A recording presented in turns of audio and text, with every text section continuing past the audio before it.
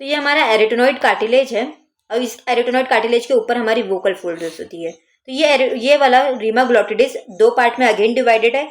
ये इसका anterior part है, ये बैक में इसका पोस्टीरियर पार्ट है। तो एंटीरियरली ये जो वाला पार्ट है ये हमारा इंटर मेम्ब्रेनस पार्ट है और ये पोस्टीरियर में ये वाला पूरा पार्ट हमारा इंटर कार्टिलेजिनस पार्ट है।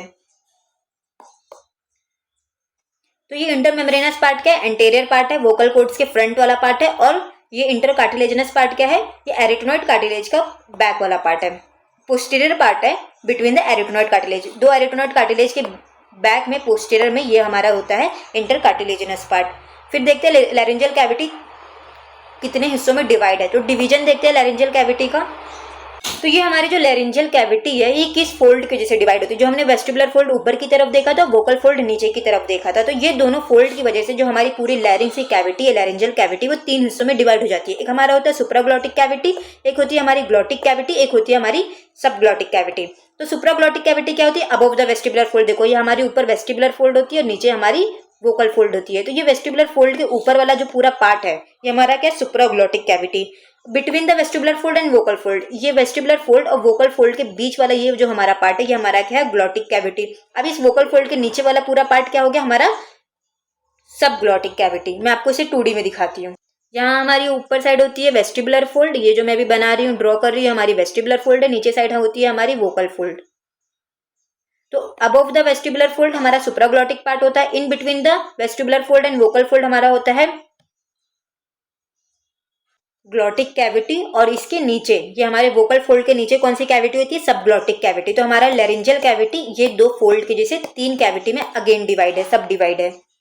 अब नेक्स्ट पढ़ते हैं साइनस मोरगैग्नी क्या होता है। साइनस मोरगैग्नी क्या है, स्मॉल रिसेस है। कहाँ प्रेजेंट होता है, between the vestibular fold and vocal fold with in the laryngeal ventricle. तो ये हमारा लैरिंग्स है, यहाँ ऊपर हमारी वेस्टिबुलर फोल्ड हो गई, नीचे हमारी वोकल फोल्ड हो गई।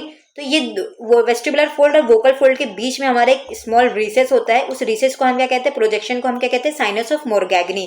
मतलब ये हमारे वेंट्रिकल के साइनस वाले पार्ट में, जो हमने देखा था 3 पार्ट में, तो ये साइनस वाले पार्ट में, लैरिंग्स के साइनस वाले पार्ट में हमारा एक स्मॉल प्रोसेस होता है, एक स्मॉल प्रोजेक्शन होता है। उस प्रोजेक्शन को हम कहते हैं साइनस ऑफ मोरगैग्नी। नाम साइनस ऑफ मोरगैग्नी क्यों, क्योंकि ये लैरिंग्स के साइनस वाले पार्ट में प्रेजेंट होता है। अब देखते हैं स्ट्रैटिफाइड स्क्वैमस एपिथेलियम लैरिंग्स में कहाँ कहाँ प्रेजेंट होता है। तो स्ट्रैटिफाइड स्क्वैमस एपिथेलियम लैरिंग्स में कौन कौन से पार्ट में प्रेजेंट होता है, ट्रू वोकल कॉर्ड्स में प्रेजेंट होता है, एपिग्लॉटिस के एंटीरियर वाले सरफेस में, और लैरिंजियल एंट्रेंस के मतलब लैरिंजियल एंट्री में, इनलेट ऑफ लैरिंग्स में।